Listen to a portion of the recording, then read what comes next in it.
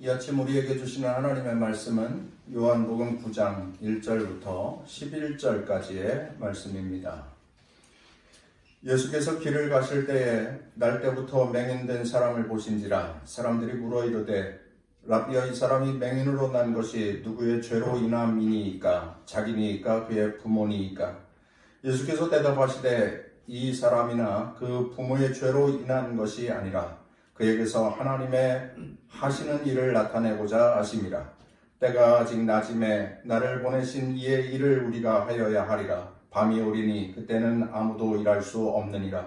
내가 세상에 있는 동안에는 세상의 빛이로라. 말씀을 하시고 땅에 침을 뱉어 진흙을 이겨 그의 눈에 바르시고 이르시되 실로암 못에 가서 씻으라 하시니, 실로암은 번역하면 보냄을 받았다는 뜻이라. 이에 가서 씻고 밝은 눈으로 왔더라. 이웃 사람들과 전에 그가 거린인 것을 보았던 사람들이 이르되 이는 앉아서 구걸하던 자가 아니냐.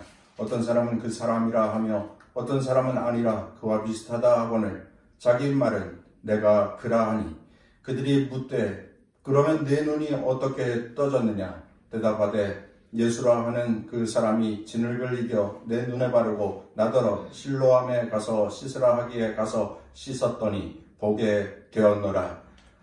이것은 오늘 우리에게 주시는 하나님의 말씀입니다. 아멘. 이 시간에는 오미영 권사님이 특별 찬양하도록 하겠습니다.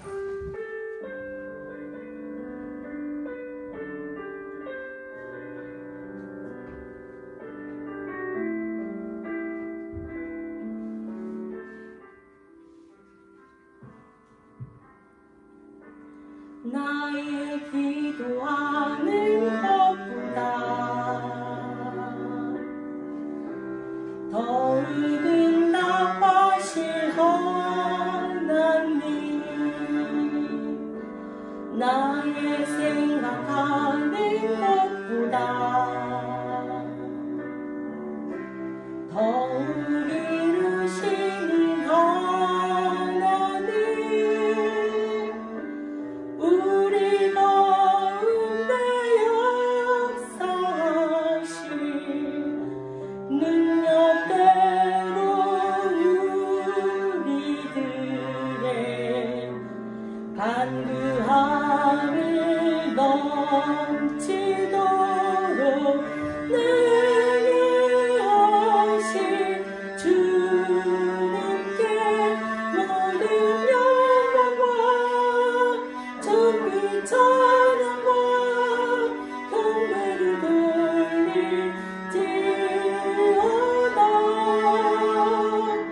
모든 영광과 존귀 찬양과 경배를 돌릴지어다.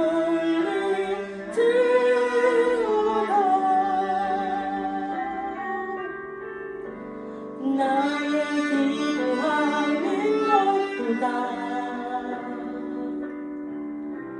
더 응답하신 하나님,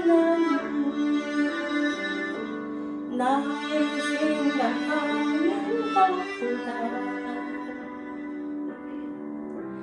더 이루시는 하나님, 우리 가운데 역사하신 능력대로 우리들의 간구함을 넘치도록 능히 하신 주님께 모든 영광과 존귀 찬양과 경배를 돌릴지어다.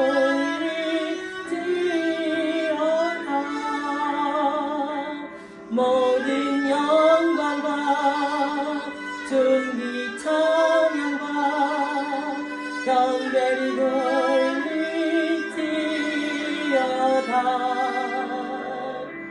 모든 영광과 존귀 찬양과 경배를 돌릴지어다.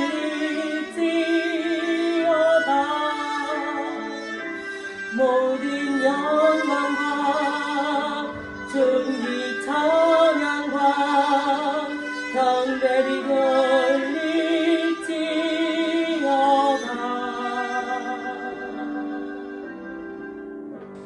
할렐루야. 네. 감사합니다.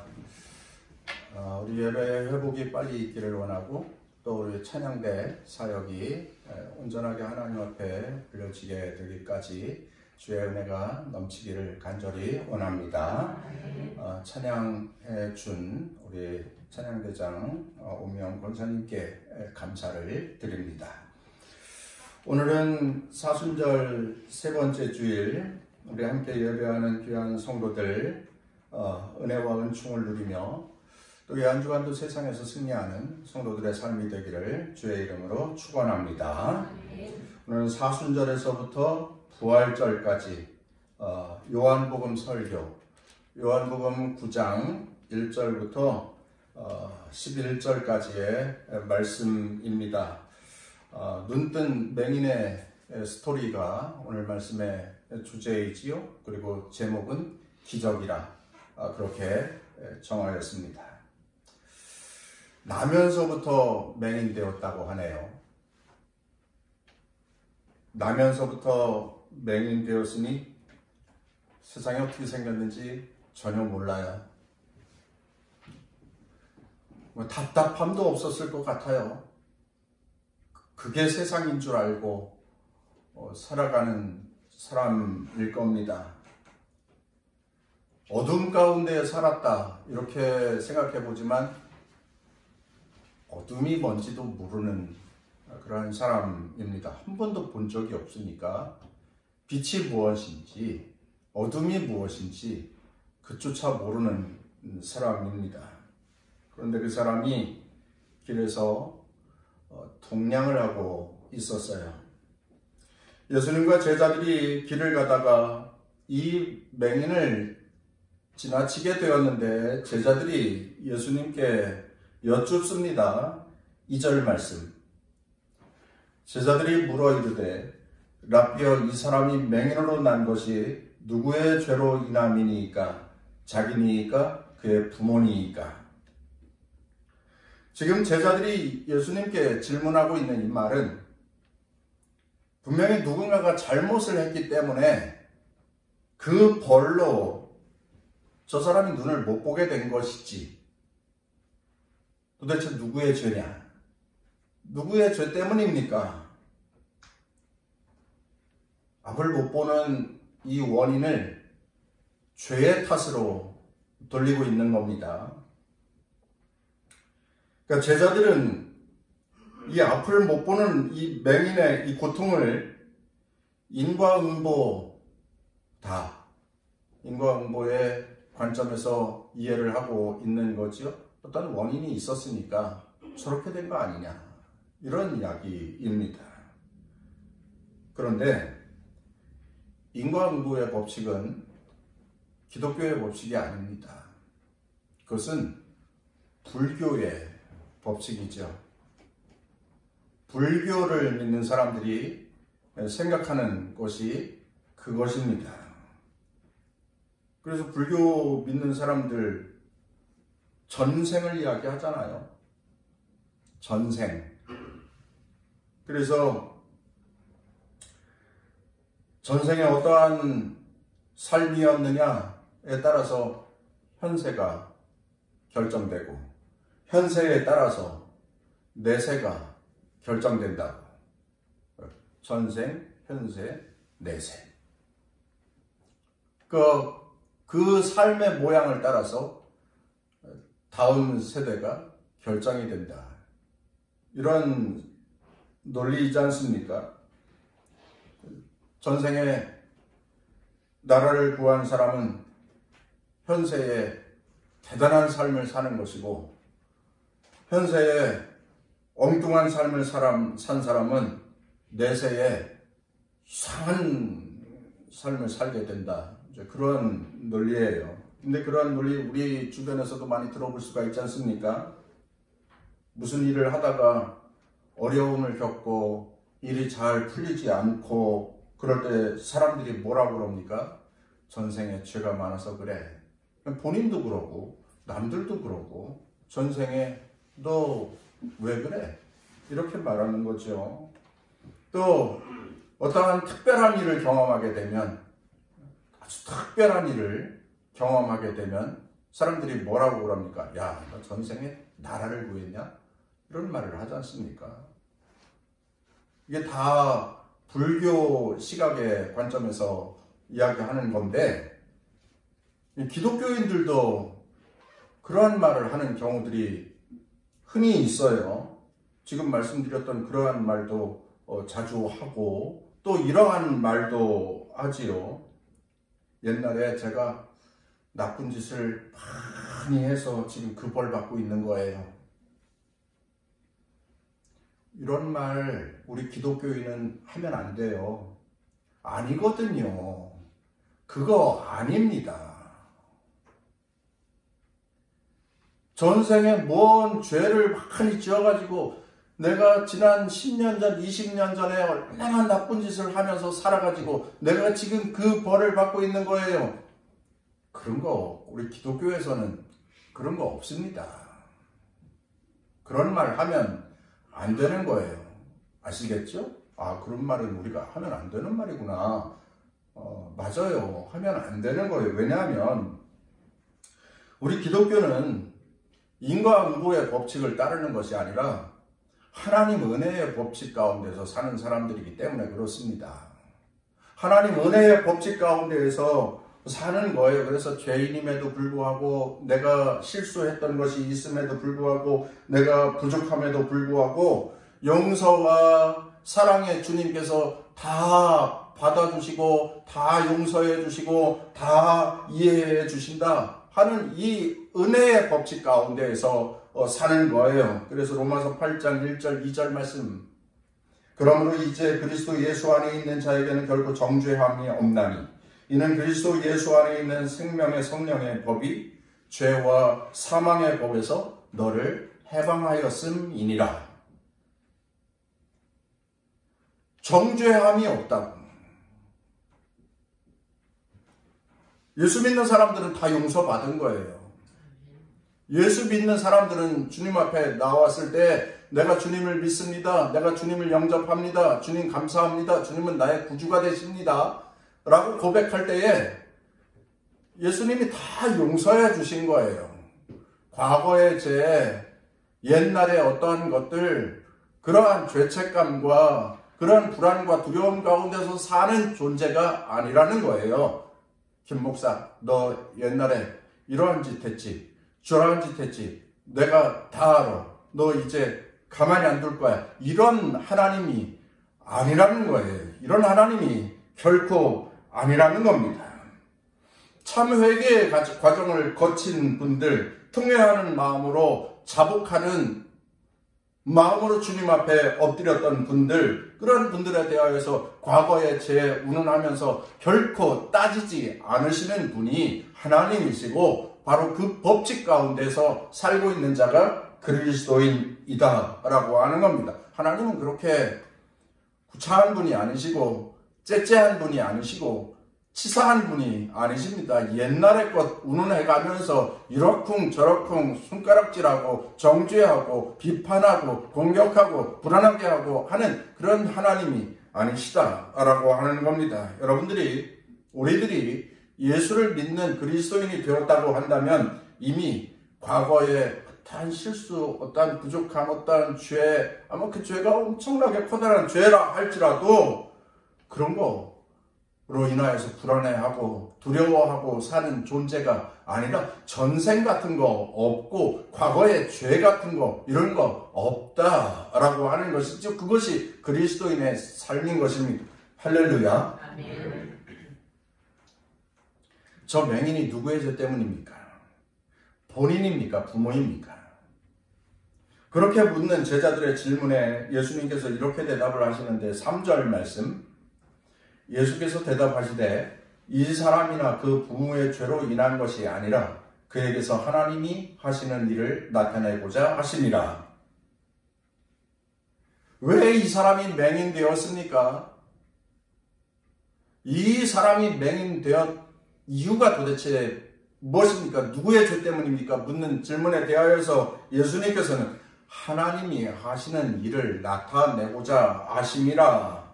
왜 이 사람이 맹인되었다고 합니까? 왜 이 사람이 이런 고난을 당하고 있다고 합니까? 하나님이 하시는 일을 나타내고자 하심이라. 이 고난에도 하나님의 계획이 있었고 하나님의 뜻이 있었다라고 하는 겁니다. 한번 따라서 하겠습니다. 고난 속에는 하나님의 뜻이 있습니다.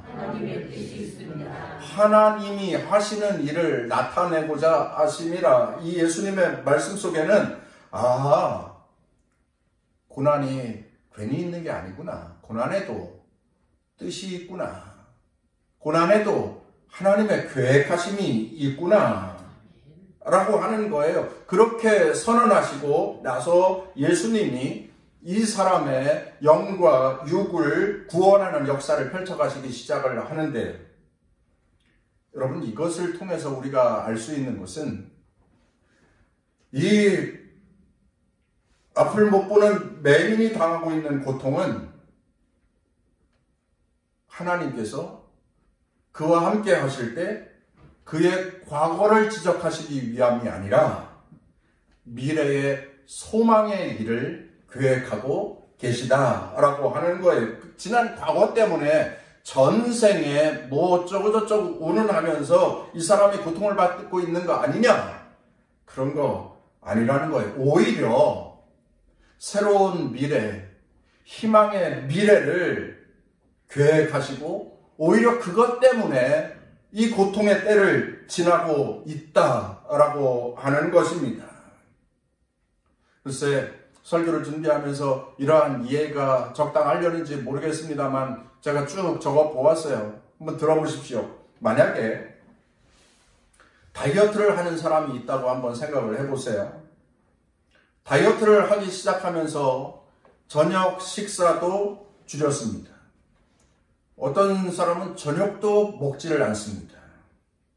오후 6시 이후에는, 오후 5시 이후에는 물도 안 마시겠다. 이제 그러는 분들도 있습니다. 그리고 계속해서 걸어요. 누구는 공원을 걷고, 누구는 운동장을 걷고, 누구는 런닝머신에 올라가서 계속 걷습니다. 걷다가 달리기를 하고, 달리기를 하다가 또 걷고, 그렇게 걷고 달리기를 멈추지 않습니다. 땀이 온몸을 적십니다. 그렇게 2-3시간씩 운동을 해요. 고생이죠. 엄청난 고생입니다. 너무 힘들어요. 힘든 일을 하고 있는 겁니다. 여러분, 이렇게 다이어트를 하고 계시는 분이 계시다고 한다면 이분이 무엇 때문에 이렇게 고생을 하는 겁니까? 옛날에 지은 죄 때문에 고생을 하는 겁니까? 과거에 범한 자기의 실수 때문에 그 실수를 무마시키려고 지금 그렇게 고생하고 있는 것입니까? 그렇게 땀을 흘리면서 고생을 하고 있는 것입니까? 그거 아니라는 거잖아요. 그거 아니에요. 그가 이렇게 고생하면서 운동하고 다이어트하는 주된 이유는 자신의 몸매를 위해서이고 또한 자신의 미래의 건강을 위해서라고 하는 거지요. 과거 때문이 아니라 미래를 위해서 하는 것이다 라고 하는 겁니다. 그렇게 땀을 흘리는 거예요. 그렇게 해서 고생을 해가면서 운동을 하는 거예요. 그래서 뼈를 깎는 다이어트 뭐 그렇게 표현하지 않습니까? 그 뼈를 깎는 고통을 왜 하는 겁니까? 미래를 위하여서, 건강한 미래를 위하여서 하는 거예요. 왜 학생들이 밤잠 자지 않고 밤에 새벽 2시까지 3시까지 공부합니까? 전생에 죄를 많이 지었기 때문에 그렇습니까? 아니에요. 미래를 위하여서입니다. 미래를 위하여서. 그래서 부모가 자녀들에게 공부해라, 공부해라, 공부해라. 듣기 싫죠. 미래를 위하여서, 네의 미래를 위하여서 공부하라고 하는 거예요. 왜 직장에 다니는 사람들이 아침 새벽 5시, 새벽 4시에 일어나가지고 1시간, 2시간 전철을 타고 또 광역버스를 타고 저 좋은 서울의 학원에 가가지고 영어 공부를 하고 그럽니까? 전생에 죄가 많아서 그렇습니까? 미래를 위하여서 그러는 거예요. 승진하고 싶어서, 진급하고 싶어서, 미래를 위하여서 노력하는 겁니다. 힘써 노력하는 거예요. 아침 5시에 일어나가지고 서울로 가서 공부하고 그리고 또 출근하는 그러한 직장인들이 있잖아요. 미래를 위하여서 그러는 거예요. 운동선수들이 왜 운동을 그렇게 열심히 합니까? 나 운동하는 사람들 보면 정말 얼마나 괴로울까 싶은 생각이 들어요. 매일 똑같은 운동을 4시간, 6시간, 8시간 아침 운동하고 점심 먹고 또 오후 운동하고 저녁 먹고 야간 운동하고 그런데 그거를 그렇게 한단 말이에요. 왜 그렇습니까? 올림픽에 나가서 금메달 따겠다고 세상에서 제일 이 운동, 이 체급에 제일 잘하는 사람이 되겠다고 그 일을 하는 거예요. 전생에 죄가 많아서 그렇게 고생하는 겁니까? 그런 거 아니라는 거잖아요. 미래를 위하여서 그 일을 하는 겁니다. 본문으로 다시 돌아와서 누구의 죄 때문에 이 사람이 맹인이 되었느냐라고 하는 제자들의 질문을 받은 예수님이 하신 말씀인 것은 이 사람이 누구의 죄 때문에 맹인이 된 것이 아니라 미래를 위한 것이다. 하나님이 행하시는 축복된 미래를 위하여서 이 사람이 이 고통의 때를 지나고 있다. 하나님께서 이 사람을 통하여서 뭔가 나타내시려고 그러는 것이다. 그게 맞다. 이렇게 예수님께서 대답을 하셨습니다. 이것이 그리스도인이 당하는 고난의 때를 지나고 있는 그리스도인들이 가져야 할 올바른 고난에 관한 그리스도인의 가치관인 것입니다. 사랑하는 성도 여러분, 요즘 많이 어렵고 힘든 분들이 계시죠? 정말 살기 어렵고 괴로운 분들 계시지요? 정말 이런 표현 써도 되나 모르겠어요. 미칠 것 같고 환장할 것 같고 정말 죽을 것만 같은 그러한 감정으로 살고 계시는 분들이 계시죠? 세상이 왜 이래? 인생이 뭐 이래? 이러한 생각 가운데에서 하루하루 힘들게 사는 분들이 계시지요? 그래요? 많이 어렵습니다. 괴롭고요. 힘듭니다. 하지만 고난과 시련을 두려워하거나 고난과 시련에 지는 자가 되어서는 안 되는 거예요. 하나님의 백성들에게는 밤도 있고 하나님의 백성들에게는 눈보라도 있고 하나님의 백성에게 아주 깜깜한 골짜기를 지날 때도 있는 거예요. 그런데 어두운 밤에 눈보라가 내리치고 또한 어두운 밤에 비바람이 몰아치고 한다 할지라도 계절은 봄이 오게 되어져 있고 또한 시간은 아침이 되어져 날이 밝게 되어져 있습니다. 꽃이라고 하는 것은 그 어두운 밤을 지나고 나서 아침에 피어나는 거예요. 밤에는 쭉 기르고 있었는데 아침이 되니까 활짝 피었어요. 나팔꽃. 밤에는 웅크리고 있었는데 햇빛이 뜨니까 활짝 피었어요. 해바라기. 꽃은 아침에 피어나기 위하여서 밤의 과정을 거칠 수밖에 없는 거예요. 아침에 꽃봉우리가 피어나기 위해서는 어두운 밤 동안 준비하는 거예요. 밤이 없다면 꽃을 피울 수가 없습니다. 밤에 비도 오고요. 그리고 밤에 바람도 불고요. 그리고 새벽에 이슬이 내리기도 하고요. 그런데 그러한 과정을 통하여서 꽃이 피어나는 거예요. 모든 인생이 다 그렇습니다. 특히 그리스도인의 삶이 그렇습니다. 어두운 밤을 지나게 되어져 있습니다. 그러나 하나님께서 그 꽃을 피우기 위하여서 어두움에 그 밤을 통과하게 하신다라고 하는 거예요. 그리고 아침이 되면 피어나는 거예요. 활짝 피어나게 되어져 있습니다. 그러기에 여러분 어렵고 힘들지만 그리고 힘들고 정말 죽을 것만 같은 그러한 삶을 살지만 어둡고 힘든 밤중에도 소망을 가져야 돼요. 어둡고 힘든 밤중에도 밝아오는 아침의 기쁨을 기대하면서 깜깜한 밤중에도 감사해야 돼요.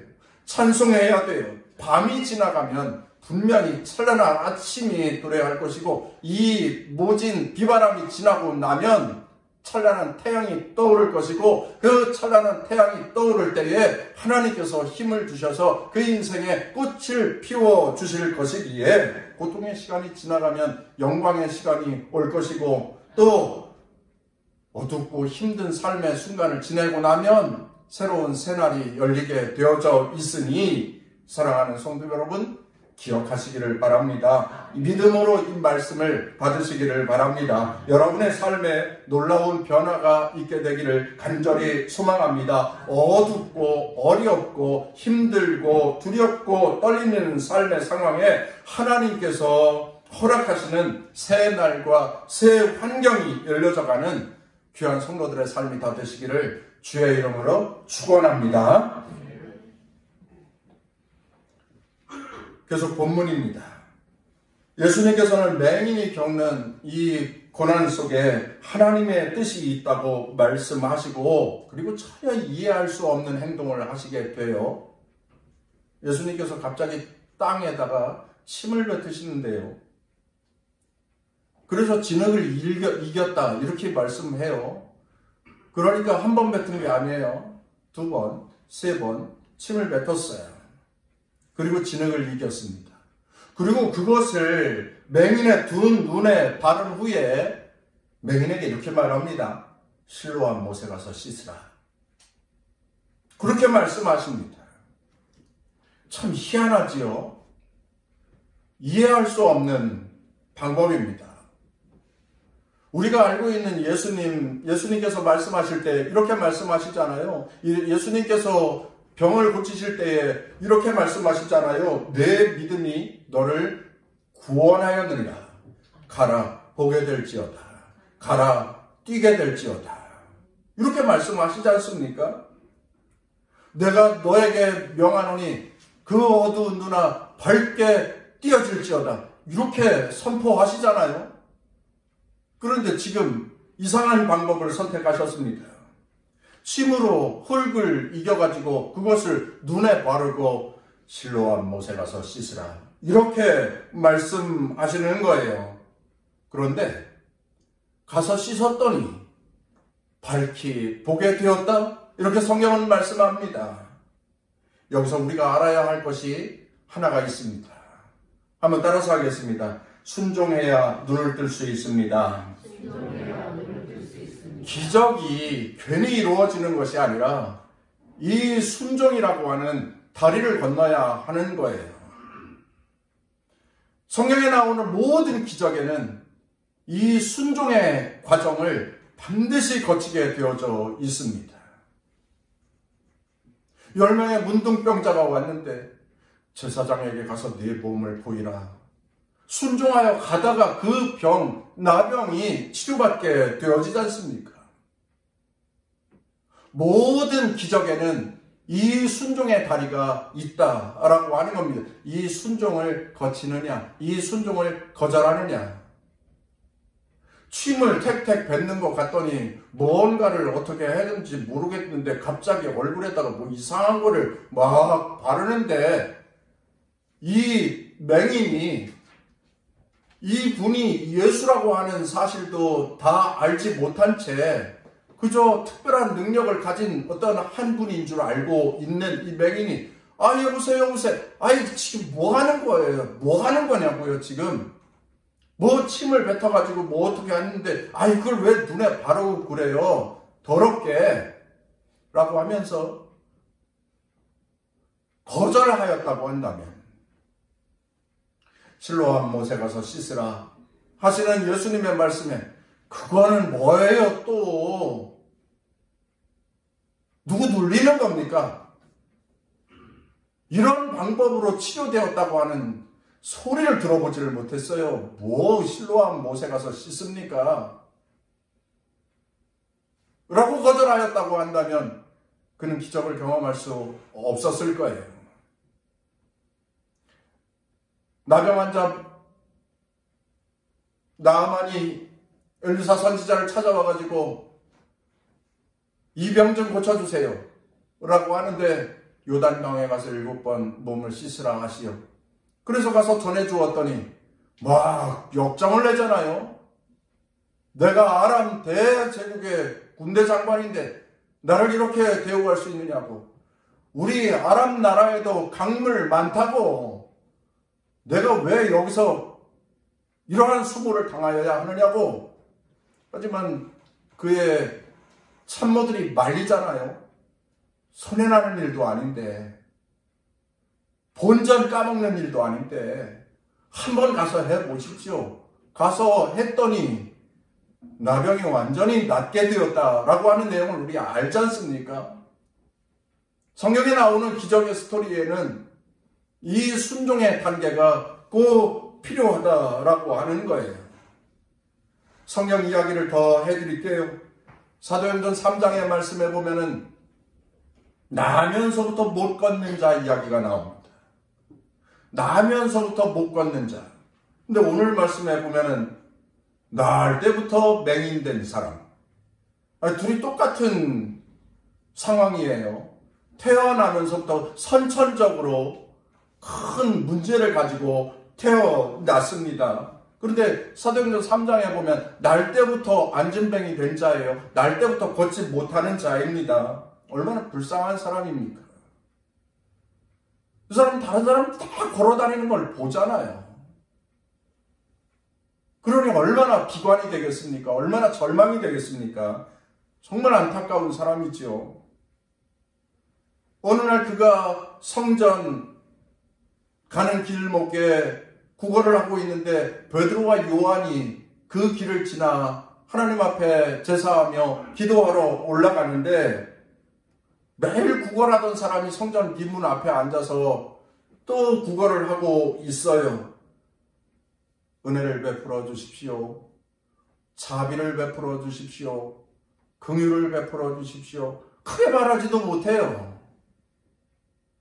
오랜 세월 주눅이 들어서 남 앞에서 당당하게 말하지도 못해요.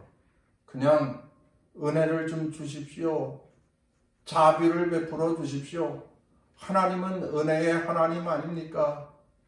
이 불쌍한 사람 좀 도와주세요. 그런데 그 모습을 베드로와 요한이 들여다보았습니다. 가던 길을 멈추고 들여다보았습니다. 서로 간에 순식간에 눈이 마주쳤습니다.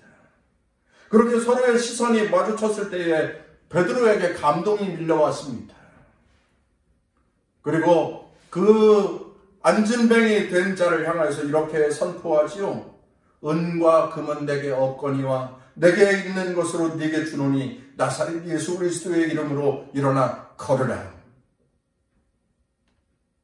베드로는 은도 없었고 금도 없었고 그리고 가지고 있는 것 오직 하나, 나사렛 예수 그리스도의 이름, 나사렛 예수 그리스도의 이름 그 하나이어서 그 이름으로 일어나 걸어라 선포하였습니다. 근데 기적이 일어나는 거예요. 나사렛 예수 그리스도의 이름으로 일어나 걸어라 하고 오른손을 잡아 일으키니 발과 발목이 곧 힘을 얻고 뛰어서서 걸으며 그와 함께 성전으로 들어가는데 걷기도 하였고 좋아서 뛰기도 하였다. 이렇게 말씀하고 있습니다. 그런데 여러분, 이 기적의 스토리에 순종이 있어요. 순종이 있습니다. 뭐가 순종이지? 뭐가 순종일까요? 이 사람의 나이가 나오지 않습니다. 40cm, 50cm, 60cm 나이가 나오지 않습니다. 그런데 그 많은 세월을 안진뱅이로 살아왔던 자가 벌떡 일어나게 되었습니다. 걷기도 하고 뛰기도 합니다. 그런데 이 기적의 스토리에 순종이 있었다라고 하는 거예요. 여러분, 나면서 안진뱅이 된 자에게 일어나 걷는다는 사실, 일어나 걷는다는 사실은 이런 거잖아요. 알지만 할 수 없는 일. 알기는 알지만 도무지 불가능한 일. 일어나 걷는다. 내가 40년 앉아서 살아왔고 50년 앉아서 살아왔어요. 그런데 일어나 걸으라?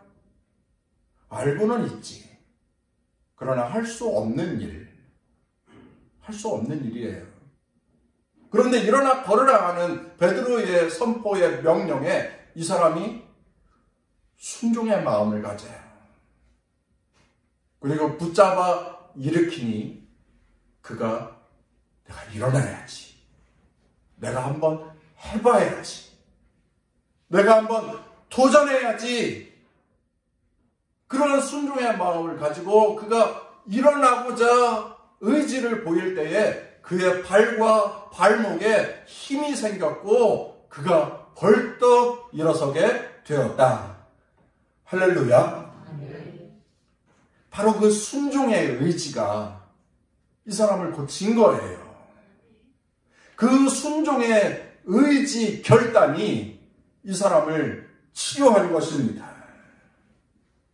내가 40년을 살았어요. 50년을 이렇게 살았어요. 아니 손잡지 말아요. 손잡지 말아요. 아니 지금 뭐 하는 겁니까? 누구 놀려요? 라고 하면서 거절하였다고 한다면 이 사람은 아무것도 얻을 수 있는 게 없었습니다. 왜요? 베드로는 은도 금도 없었으니까요. 베드로는 은도 금도 동전도 아무것도 없었으니까 베드로가 붙잡아 일으킬 때 내가 한번 일어나 보겠습니다 라고 하는 순종의 마음이 없었다고 한다면 그는 얻을 수 있는 게 아무것도 없었다. 그런데 순종의 의지가 그를 기적의 주인공이 되게 한 것입니다. 발과 발목이 곧 힘을 얻고 뛰어서서 걸으며 그들과 함께 성전으로 들어가는데 뛰기도 하고 걷기도 하고 즐거워하면서 써지진 않지만 춤도 추면서 모든 사람들을 만나서 기뻐하고 그리고 증거하고. 여러분, 기적에는 이 순종의 과정을 거쳐야 하는 것입니다. 순종의 사람이 이 능력을 경험할 수가 있습니다. 순종이 축복이고 순종이 능력이라 믿으시기를 바랍니다. 할렐루야. 말씀을 들을 때에 그 말씀이 순종의 마음을 만들어내고 그렇게 삶으로 하나님의 능력과 기적의 주인공 되는 성도들이 다 되시기를 간절히 바랍니다. 끝으로 따라서 하겠습니다. 눈뜬 자에게는 사명이 있습니다. 기적을 경험한 사람은 사명을 받았다라고 하는 것까지 알아야 합니다. 기적을 괜히 주시는 게 아니에요. 해야 할 일이 있기 때문에 기적을 주시는 거예요. 반드시 해야 할 사명이 있기에 기적의 주인공이 되게 하시는 거예요. 여기 기적이 나타났잖아요. 눈뜬 자, 맹인이 눈을 뜨게 되었지 않습니까? 기적이 나타났습니다. 눈뜬 자가 돌아다니는 거예요. 여러분 40년, 50년 동안 맹인으로 산 사람들은 이 눈이 쑥 들어가 있어요. 그래서 눈이 번쩍 떠지더라도요. 눈이 떠져도 그 이목구비가 좀 남달라 보여요. 특별해 보입니다. 좀 흔하지 않아요. 그런데 그 사람이 눈을 뜨고 돌아다니는 거예요. 분명히 앉아 있었던 사람인데. 그래서 동네 사람들이 난리가 났습니다. 수십 년 동안 길거리에서 동냥하면서 살던 사람이 눈을 뜨고 돌아다니자 사람들이 저 사람 웬일이래? 이렇게 말하는 사람들이 있는가 하면 아니야, 그 사람 아니야. 딴 사람이야. 이렇게 말하는 사람들도 있고요. 그 사람들 중에는 두 부류로 나뉘어진 거예요. 맹인이 눈을 떴네. 그 사람이 맞네. 아이고, 네가 왜 거기서 나와? 그 사람 맞네. 그런데 한 부류는 아니야. 비슷한데 그 사람 아니야. 눈을 어떻게 맹인이 눈을 뜰 수가 있어? 불가능하지. 그 사람 아니야. 딴 사람이야. 그런데 이렇게 말하는 사람들 사이에 가서 눈뜬 맹인이 뭐라고 그럽니까? 나 맞아요. 내가 그 사람이에요. 내가 그 사람 맞아요. 내가 맹인이었는데 눈 떴어요. 하지만 사람들의 의문은 수그러들지 않았습니다. 어떻게 눈을 뜨게 되었는지 그에게 질문합니다. 그러자 그가 이렇게 대답을 해요. 11절 대답하되 예수라 하는 그 사람이 진흙을 이겨 내 눈에 바르고 나더러 실로암에 가서 씻으라 하기에 가서 씻었더니 보게 되었노라. 예수라고 하는 사람이 예수 그 이름을 그가 증언하기 시작을 합니다. 그런데 이 일을 탐탁지 않게 여기던 사람들이 있었죠. 유대 종교 지도자들, 바리새인들, 사두개인들, 이 사람들이 이 눈뜬 맹인에게 묻습니다. 본문 뒤에 15절. 그러므로 바리새인들도 그가 어떻게 보게 되었는지를 물으니 이르되 그 사람이 진흙을 내 눈에 바르매 내가 씻고 보나이다 하니. 그 사람이 진흙을 내 눈에 바르고 내가 씻었더니 보게 되었습니다. 바리새인들이 아니 어떻게 된 거예요? 다시 한번 얘기해봐. 확실하게 얘기해봐. 예수 그 사람이 진흙을 바르고 씻으라고 하여 씻었더니 내가 보게 되었습니다. 그래도 유대인들은 그의 말을 믿지 못하고 또다시 질문을 하는데 그가 대답을 합니다. 뒤에 25절 대답하되 그가 죄인인지 내가 알지 못하나 한 가지 아는 것은 내가 맹인으로 있다가 지금 보는 그것이니이다. 예수라고 하는 사람이 죄인인지 악인인지 불의한 사람인지 범죄자인지 나 그런 거 상관없어요. 분명한 것은 내가 보지 못했었는데 그 사람으로 인하여서 내가 보게 되었어요. 예수를 증거하고 있는 거예요. 예수를 증언하고 있는 겁니다. 그래도 바리새인들이 그의 말을 믿지 못하고 또 물어봅니다.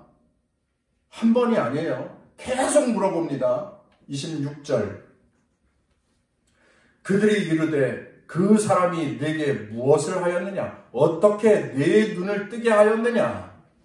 또 묻지요. 그러자 32절. 창세 이후로 맹인으로 난 자의 눈을 뜨게 하였다 함을 듣지 못하였으니 이 사람이 하나님께로부터 오지 아니하였으면 아무 일도 할 수 없음이니이다. 이렇게 말합니다. 나의 눈을 뜨게 해주신 분은 하나님께로부터 오신 분인 줄 알아요.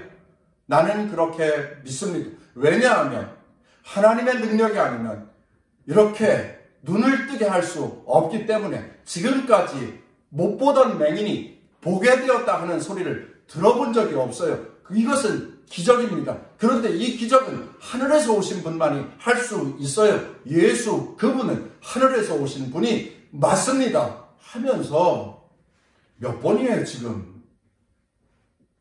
계속해서 예수의 이름을 증거하고 있습니다. 예수는 주, 예수는 능력, 예수는 생명, 예수는 기적이라고, 예수는 나의 전부라고 그는 증언하고 증거하고 그리고 전파하고 있습니다. 여러분 이 말씀이 오늘 우리에게 도전하는 것이 무엇입니까? 기적을 경험한 자에게는 사명이 있다는 거예요. 눈뜬 자는 이 사명을 알았습니다. 그래서 예수의 이름을 계속해서 증언하는 거예요. 심지어 유대인들이, 바리새인들이 이 사람의 부모를 데려다가 윽박지르면서 어떻게 된 건지 똑바로 말해. 그러는데 이 부모가 나는 몰라요. 그래서 아들한테 가서 물어봐요. 라고 회피해요. 두려워서. 출교하기로, 예수를 따르는 자들은 출교하기로 되어져 있으니 두려워서 회피합니다. 똑바로 대답을 못합니다. 그런데 이 눈뜬 자는 출교돼도 좋아. 이분은 나의 생명의 은인이니까. 이분은 나의 삶의 생명이니까. 그래서 예수의 이름을 증언하는 거예요. 한 번도 아니고 두 번도 아니고 몇 번입니까? 계속해서 예수의 이름을 증거하는 거예요. 사도행전 3장 나면서부터 걷지 못하던 자, 그가 기적을 경험하고 나서 한 일이 무엇입니까? 사도행전 3장 8절 말씀에 보면 뛰어서서 걸으며 그들과 함께 성전으로 들어가면서 걷기도 하고 뛰기도 하고 하나님을 찬송하니 이렇게 되어져 있어요. 그는 너무너무 좋아서 이 일을 하나님이 이루셨다고, 이 일을 하나님의 능력으로 이 일을 경험하였다고 증언하고 증거하며 자신의 사명을 감당하였던 것입니다. 기적을 경험한 자에게는 사명이 있다 라고 하는 사실입니다. 오늘 말씀을 정리하도록 하겠습니다. 나면서부터 맹인되었던 자가 경험한 눈뜬 기적의 말씀을 우리가 함께 나누면서 세 가지를 살펴보았습니다. 첫 번째, 고난 속에도 하나님의 뜻은 있다. 두 번째, 순종하는 것이 능력을 경험하는 길이 된다. 그리고 세 번째, 예수를 경험한 사람은 사명을 받았기에 그 사명을 감당해야 한다. 이 세 가지.